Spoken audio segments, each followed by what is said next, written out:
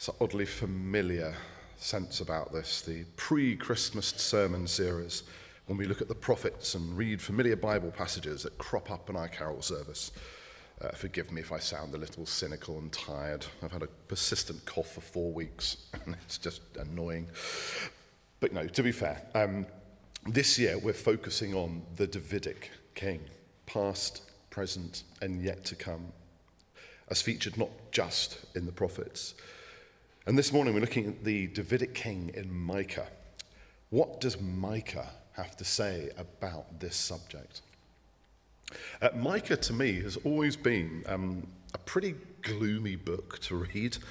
You know, it's best known for its small amount of memorable, positive, hopeful verses which get quoted at Christmas time, Remembrance Sunday, and with anything to do with social justice. And to be honest, that's not surprising. We are naturally drawn to good news, aren't we? Rather than bad when it comes to the Christian faith. And yet to really understand the importance of the Davidic king referred to in Micah, we do need to spend a bit of time understanding the context in which Micah was prophesying and why so much of what he spoke about was so doom and gloom. Micah prophesied between 750 and 686 BC to the leaders of Samaria, the capital of the northern kingdom, and of Jerusalem, the capital of the southern kingdom. This is around the same time as Hosea and Isaiah. Those are his contemporaries. And the contents of the book of Micah are a collection of prophecies that he gave over the course of those 60 or so years. Structurally, the book of Micah alternates through 3 cycles of prophecies of doom and destruction and prophecies of hope and restoration. And at the heart of the Lord's message through Micah is that God's kingdom comes through his keeping his covenants with Abraham, Moses, David, and all Israel in the coming days. So what is Micah's message of doom and destruction? Why is it so? Well, Micah is picking a fight with Israel's leaders. He says that they've become wealthy through theft and greed. Even Israel's prophets are corrupt, as they quite happily will offer promises of God's protection to anyone who can pay them, as we heard in our reading. And as a result, Micah tells them that God has withdrawn his protection from Israel.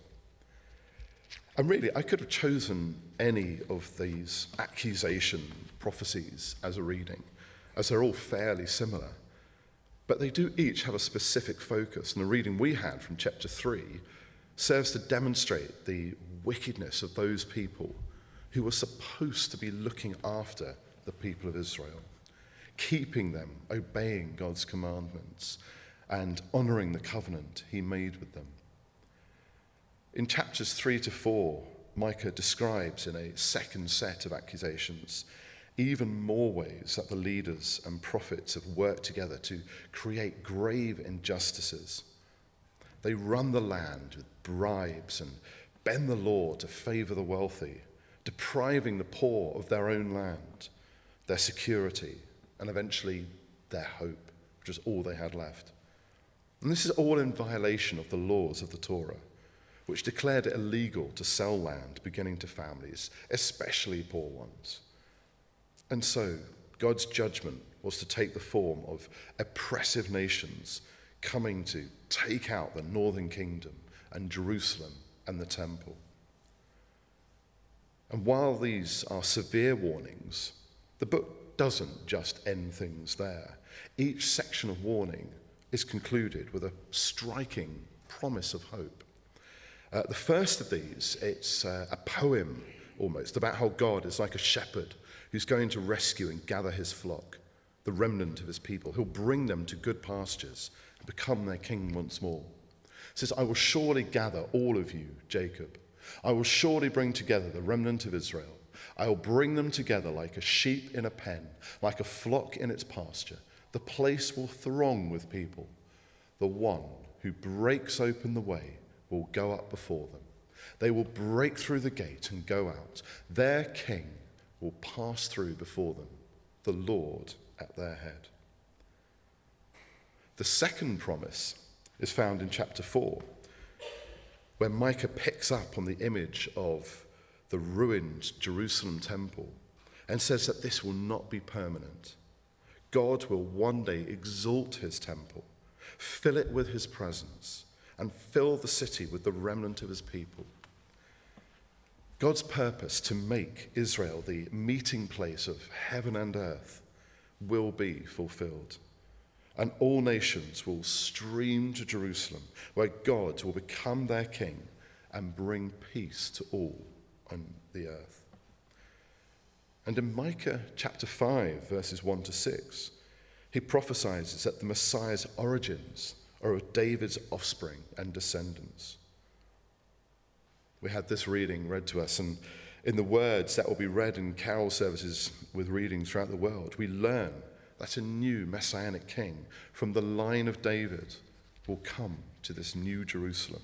He'll be born in Bethlehem and will rule in Jerusalem over the restored people of God. This is the Davidic king, past, present, and yet to come, that we are thinking about today. This prophecy from Micah is also echoed in Matthew's Gospel when the Magi ask Herod where the king of the Jews is. It says, when King Herod heard this, he was disturbed, and all Jerusalem with him. When he had called together all the people's chief priests and teachers of the law, he asked them where the Messiah was to be born. In Bethlehem, in Judea, they replied, for this is what the prophet has written. But you, Bethlehem, in the land of Judah, are by no means least among the rulers of Judah, for out of you will come a ruler who will shepherd my people Israel. The importance of Bethlehem is what really gives the Davidic king, Jesus Christ, his identity. Despite its small description, it's a place of great importance in the Bible throughout history, and not just at the birth of Jesus. Hundreds of years before the birth of Jesus, God was already shaping his plan of salvation. The way that people's lives interacted and entwined throughout the Bible, such as Ruth and Boaz meeting in Bethlehem, through to a humble shepherd boy from Bethlehem named David, who became Israel's greatest king, and through whose line of descendants Jesus would be born. I, like many of us, I'm sure, love this time of year. And I especially love to sing the Christmas carols that I have sung all my life. Another reason why I was so annoyed with this persistent cough, because I couldn't sing in my work Christmas carol service a couple of weeks ago. But Bethlehem features in so many of these carols that we sing.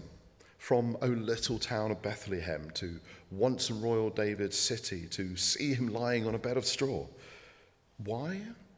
Because it's clearly an important part of the Christmas story. But Bethlehem particularly stands out in the Christmas story because of what it's not. It's not Jerusalem, which was the location of the throne of earthly power in Israel. When the Magi journeyed to worship the newborn King of the Jews, they naturally went to Jerusalem and asked King Herod. But Jerusalem was not where the Saviour was to be found. They had to travel on to lowly Bethlehem. Jesus arrived not as an earthly king, but as a Saviour who would bring salvation to all, and more importantly, to those whom the people might not have expected God to care about. Shepherds were the first to hear the good news and visit Jesus. Humble, modest shepherds. Shepherds were not important people. In fact, to be a shepherd really meant you weren't doing very well in life, but it was to poor, lowly shepherds that the angels appeared and announced the birth of Jesus. The long-expected arrival of the Saviour happened in the most unexpected manner. It wasn't a mighty king or warrior suddenly appearing. He wasn't born in a palace in the most important city in Israel. It was a normal, tiny baby, born into an ordinary, humble life, but one that was nonetheless of the greatest importance. Something you may or may not have heard before is that Bethlehem translates as house of bread.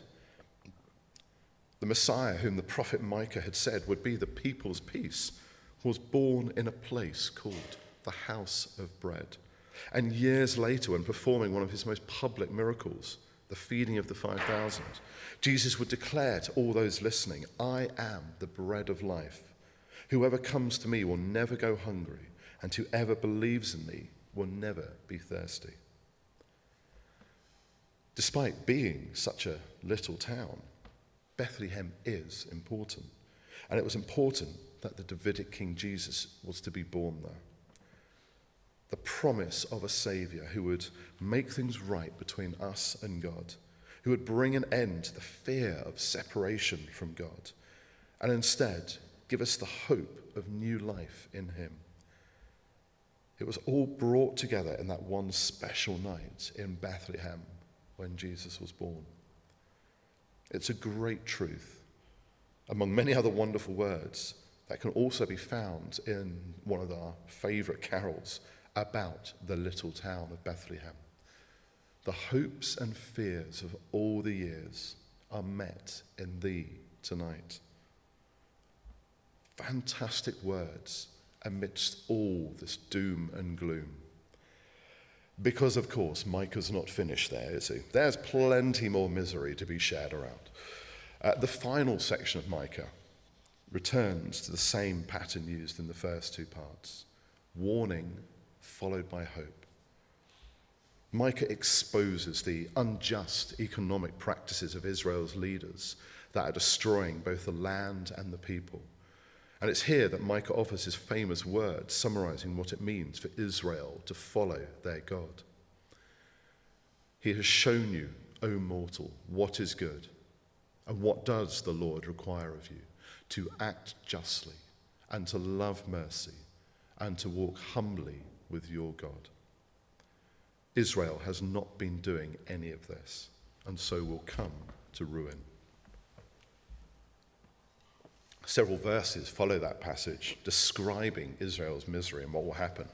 But then, at the end of Micah, in chapter 7, we once again get a message of hope.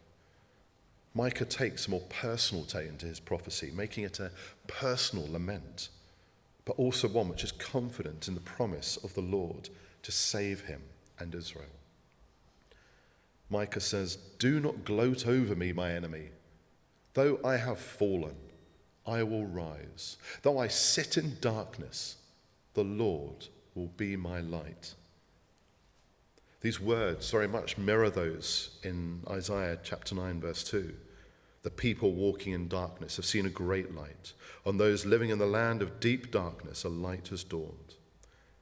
And yet here, the situation feels even more hopeless, from stumbling around in the darkness to literally collapsing and falling to the floor. But there is the glimpse of hope, the promise of deliverance. The Lord will be my light. Tim Hughes' well-known song encapsulates this so well. Light of the world, you stepped down into darkness, opened my eyes, let me see. Micah is watching for God's mercy, begging God to listen to him and forgive him. But why? Why should God do this for a faithless and rebellious people? In that final chapter, Micah offers two reasons. First, because of God's character. Who is a God like you, who pardons sin and forgives the transgressions of the remnant of his inheritance? Micah knows that God's mercy is more powerful than his anger or judgment. And the second reason is because of God's promises. You will be faithful to Jacob and show love to Abraham, as you pledged on oath to our ancestors in days long ago.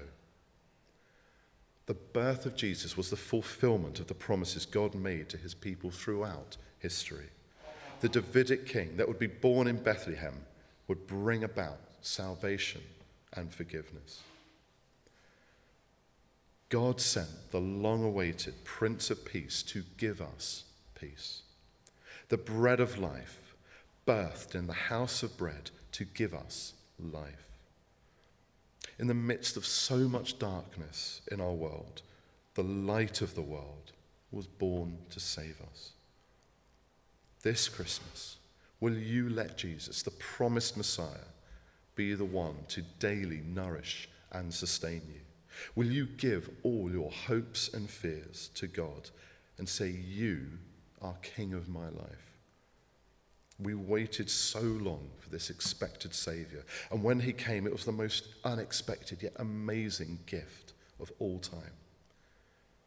If God is waiting for you to let him into your life, don't make him wait any longer. Merry Christmas.